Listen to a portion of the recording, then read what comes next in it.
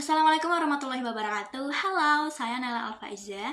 Saya akan mempresentasikan tentang hasil analisis video campaign yang sudah saya buat di Instagram Reels.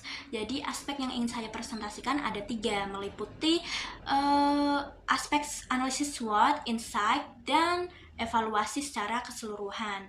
Langsung masuk ke aspek yang pertama ya, analisis SWOT-nya. Jadi poin pertama, strength atau kekuatan.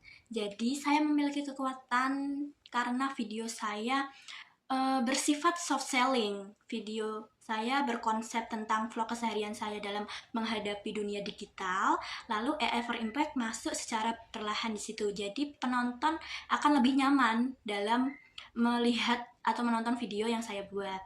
Lalu kekuatan yang kedua, saya menggunakan narasi yang kuat dan persuasif. Jadi ala-ala video iklan, tetapi penyampaian saya menggunakan kata-kata yang halus dan lembut. Jadi penonton akan lebih penasaran dan tertarik tentang video yang saya buat. Seperti itu. Lalu yang kekuatan ketiga, karena saya memiliki followers yang sesuai. Karena apa? Karena follower saya merupakan teman-teman saya yang sedang masuk di dunia perkuliahan. Jadi mereka sedang gencar-gencarnya membangun personal branding digital mereka. Mereka lagi meningkatkan skill dan pengetahuan mereka di dunia digital. Jadi target marketnya pas. Lalu kekuatan yang ketiga, karena di lingkungan followers saya, baru saya yang menjadi content creator seperti ini. Jadi mereka akan lebih tertarik dengan video-video yang akan saya buat. Dan juga video campaign ini bisa dilihat dari respon komentarnya yang positif, seperti itu. Lalu masuk ke poin kedua, weakness atau kelemahannya. Nah, sayangnya saya hanya memiliki 275 pengikut. Tentu saja jumlah ini kurang besar ya untuk mengembangkan akun media sosial saya dan juga video ini. Jangkauannya kurang besar, seperti itu.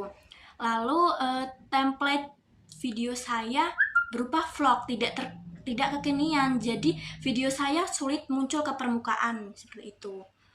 Lalu durasinya terlalu panjang. Walaupun menurut saya cuma 40 detik, tetapi ternyata setelah melihat insight rata-rata hanya menonton setengahnya. Jadi kepanjangan 40 detik itu untuk reels. Jadi bisa diakali harus lebih pendek lagi. Nah, masuk ke poin ketiganya yaitu opportunities atau peluangnya. Nah, dengan saya membuat video campaign ini, saya bisa dikenal oleh banyak orang, walaupun tidak terlalu banyak ya, tetapi ada pengikut-pengikut yang bukan pengikut saya mulai masuk melihat Instagram saya, melihat video-video saya. Nah, ini merupakan progres yang baik. Sedikit demi sedikit orang-orang mulai mengenal akun Instagram saya melalui video campaign yang sudah saya buat ini. Lalu peluang yang kedua, monetisasi konten. Nah, dengan saya membuat video campaign ini, jika pihak terkait suka dengan video yang saya buat, mereka bisa mengajak kerjasama saya dengan menggunakan video saya sebagai video promosi mereka, seperti itu. Lalu peluang yang ketiga, jika saya menggunakan akun media sosial saya secara bijak dan baik dengan membuat konten-konten yang bermanfaat, tak memungkiri kedepannya saya bisa menjadi konten kreator, seperti itu.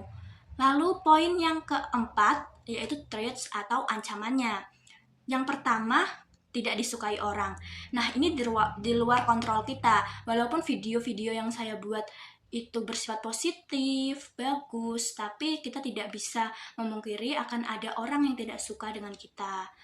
Lalu ancaman kedua adalah persaingan. Walaupun di lingkungan follower saya, baru saya ya yang mempelopori menjadi content creator, tapi di luar itu banyak orang-orang yang sedang mengejar menjadi content creator. Jadi persaingannya cukup ketat untuk sekarang ini. Lalu ancaman yang ketiga yaitu konten bermasalah. Hal ini bisa terjadi jika ada undang-undang baru yang membuat konten kita melanggar, atau juga karena produk yang kita kontenin itu bermasalah dan itu bisa berdampak kepada diri kita, seperti itu. Nah, lanjut ke aspek kedua yaitu insight. Nah, bisa dilihat di sini.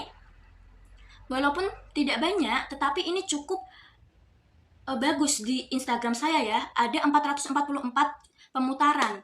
Nah, di Instagram saya ini cukup progresif, orang-orang yang menonton cukup banyak di video ini. Lalu komentarnya pun positif, bisa dilihat di kolom komentarnya. Dan disukai oleh 90 orang. Ini lumayan banyak untuk Instagram saya ya. Lalu bisa dilihat jangkauannya. Ini saya bisa menjangkau 180 orang pengikut saya dan 85 bukan pengikut saya.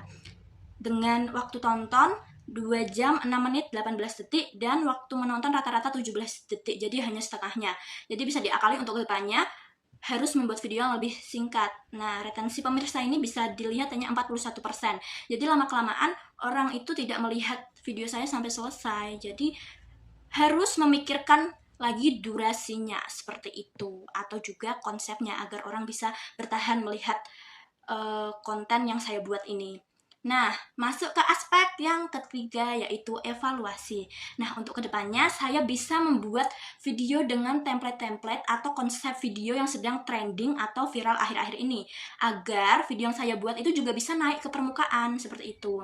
Lalu, durasinya, setelah saya melihat insight video, saya harus videonya harus lebih singkat lagi, jelas dan padat.